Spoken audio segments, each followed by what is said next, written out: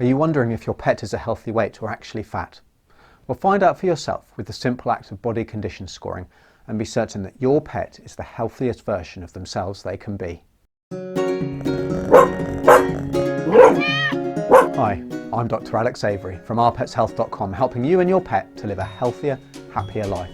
Today I want to show you that body condition scoring is an incredibly useful tool used to determine if a dog or a cat is thin, perfect or fat. Best of all, it is easy and quick to do, and it's also free.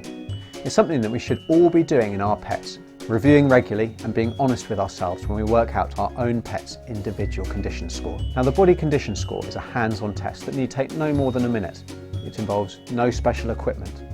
It is a test that our pets will not know is taking place. We simply need to answer 3 questions.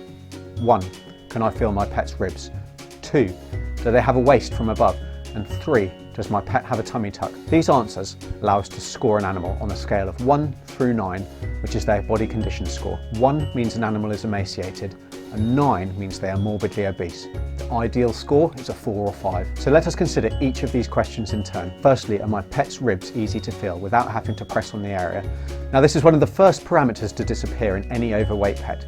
So if you're having to apply pressure to feel the ribs, then your pet is certainly overweight, whether they are a dog or a cat. Gentle pressure would indicate a condition score of 6, moderate pressure a 7, and by condition score 8, the ribs are only able to be felt with very firm pressure. Now, the second question to answer is, does my pet have a clear waist when viewed from above? This is the next attribute to suffer, with a clearly visible weight disappearing at around condition score 7. Ideally, we want to feel an hourglass shape as we run our hands down from the backs of their ribs down to their hips. Using our hands rather than just looking is very important, especially in very hairy breeds where coat length and type can obscure true body shape. If rather than an hourglass, your pet's abdomen is more of a rectangle, then they are overweight at a condition score 7. If the waist is actually becoming rounded like a balloon, then they are obese and at least a condition score 8. Now, the third and final parameter is tummy tuck, which we look at by viewing our pet from the side.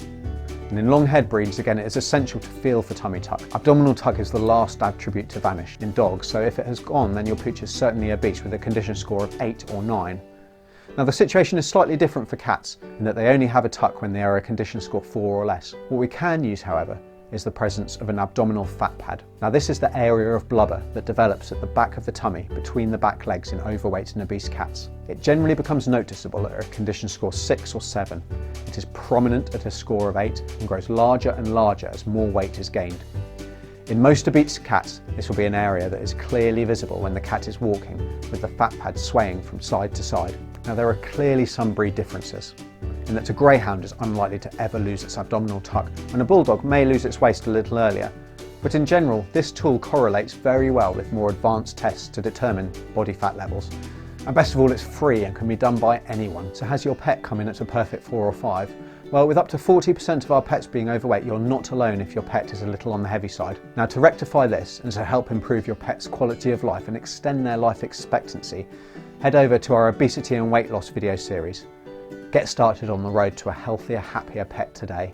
Now, you'll notice that I haven't talked about underweight body conditions. Now, the reason for this is that only a very tiny percentage of the pet population will fall into this category. Generally speaking though, if you can see the ribs and if the bones of the pelvis and spine or hips are clearly visible, then your pet will be underweight. If they're eating well, if they're not losing weight, if they're generally happy, then increasing their food by 25 to 50% should result in a healthy weight gain. If increasing the diet doesn't help within a couple of weeks, then even otherwise healthy seeming pets should be examined thoroughly by their vet. Now, if your dog or cat is underweight, if it has a poor appetite, and if they are losing weight, if their stools are a strange colour or consistency, or if they're drinking or toileting more, or if they seem unwell for any other reason, then they must be checked out by your vet to make sure there is not an underlying cause of this poor body condition. Okay, so if your pet is a healthy weight, brilliant.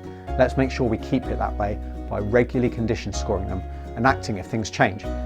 If your pet is overweight, then you've just completed the first step of any weight loss program, recognising the problem. They are already on their way to a healthier, happier life. So if you have any questions, if you have any weight loss tips you'd like to share, or anything else you'd like covered in future videos, then I'd love to hear from you, and please leave a comment down below. Also consider subscribing to make sure that you don't miss out on future content and allow me to continue to help you and your pet to live healthier, happier lives. So until next time, I'm Dr. Alex from ourpetshealth.com, because they're family.